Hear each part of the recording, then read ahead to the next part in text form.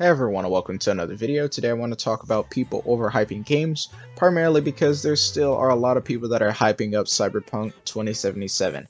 Personally, I'm not one of those people because I don't think the game is for me personally, but I can definitely see the appeal in it. But I think that a lot of people seem to forget that these companies aren't perfect, and this was definitely shown to a lot of people with The Last of Us Part 2. Whether you like the game or not, you have to agree that certain instances are better or worse than the first game, and it shows that big companies like Naughty Dog or Bethesda and more recent issues can easily drop the ball. I'm not saying that CD Projekt Red will drop the ball, but I will say that I believe some people will be pretty disappointed if the product isn't exactly what they're hoping for, and I think overhyping a game can definitely end up with you being a lot more disappointed than anything else. I personally don't hype up a lot of games that I play, primarily because at this point I've been playing games for the majority of my life, so once I see a game that comes out or something like that, I feel like I've kind of been there, done that with it. I'm not saying that's a bad thing, and no one should really have that mindset. It's just the thing that a lot of games during the 8th generation of consoles have been pretty much the same. They've been the same looter shooters, hero shooters, then you have the RPGs, single player games, stuff like that. There's not a lot of stuff that separates a lot of games this console generation from the others from the 360 or the PS2 era, which is, I think, the best two eras of gaming, primarily because they were so experimental. And the 8th generation consoles games primarily ended up becoming more diverse literally in the last 2 years of its lifespan, technically, before the 9th gen comes out, obviously. So seeing stuff like Ghost of Tsushima, a game that I did not care about whatsoever until I played it for myself, it's one of my favorite games of the year. Same with Final Fantasy VII Remake. I knew the game existed, but most of these games just kind of fall off my radar if there's nothing, mentioned about it. And I completely forgot the game was supposed to come out in April. I ended up playing it and I really enjoyed that as well. But when I do watch game releases, for example Resident Evil 3 Remake, I personally enjoy Resident Evil 3 Remake, but I can see why some people wouldn't. It definitely isn't as good as RE2R, but I can see why some people would say that Resident Evil 3 Remake is better or worse. It's more up into a person's interpretation.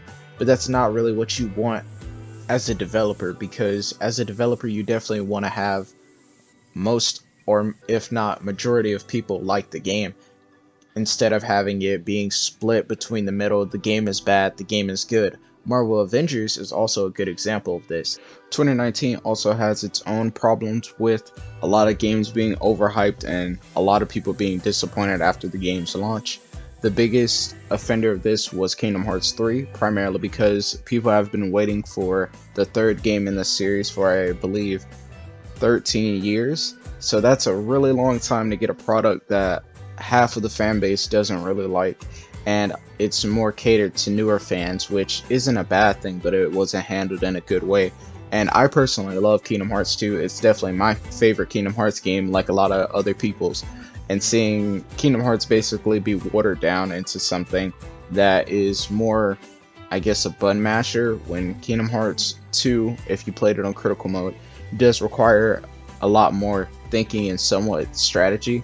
Another game I can think of in 2019 that I played the most of, which was Borderlands 3. As a person that literally 100%ed all of Borderlands 2 DLCs and everything, I really cannot bring myself to play Borderlands 3 again. I remember when I first kept seeing trailers for it and stuff, I was saying like, okay, I'll just play through the game with all 4 characters. I can see myself enjoying it. I ended up playing Moze, but the game just wasn't Borderlands in my opinion. It's not as bad as the pre-sequel in my opinion. The pre-sequel is the most repetitive Borderlands game I have ever played, and it doesn't have the magic that Borderlands 1 had, and it's definitely not as engaging as Borderlands 2. The Master Chief Collection is also a really big example of this because it came out in 2013 and it's just now getting re-released on PC. and now it's finally getting that popularity that Microsoft originally wanted way back in 2013. It's hard to believe that Master Chief Collection really came out in 2013 and it's still getting updates in 2020 to make it like we were promised. And seeing a lot of these games be teased on E3 stages and stuff, and then the final product not be what you want it to be, mainly really referring to Watch Dogs 1, because they really had the nerve to even lock the E3 graphics on the PC version of the game as well. And it's just stuff like that a lot of people shouldn't really have to deal with anymore, you know what I mean? Like, as much as I dislike or like certain games, I will admit when the game has its highs and lows. And when a game works, I think that's some of the best stuff, but when you released a fully unpolished game, Final Fantasy 15 was very somewhat polished and then somewhat not polished. When you can constantly see low res textures and stuff like that, it just wasn't fully optimized. I don't think you always need to have your expectations set low when you're playing games or excited for a game. If you're a fan of the game, you're just bound to get excited for it, obviously, but I think having these unreachable, unsustainable levels of hype is ridiculous. I think if you go into a game with a mindset that's on a medium tier bar, you can definitely enjoy yourself a lot more and be pleasantly surprised if you enjoy it or not, instead of just anticipating a game for so long and then end up being disappointed and feeling betrayed.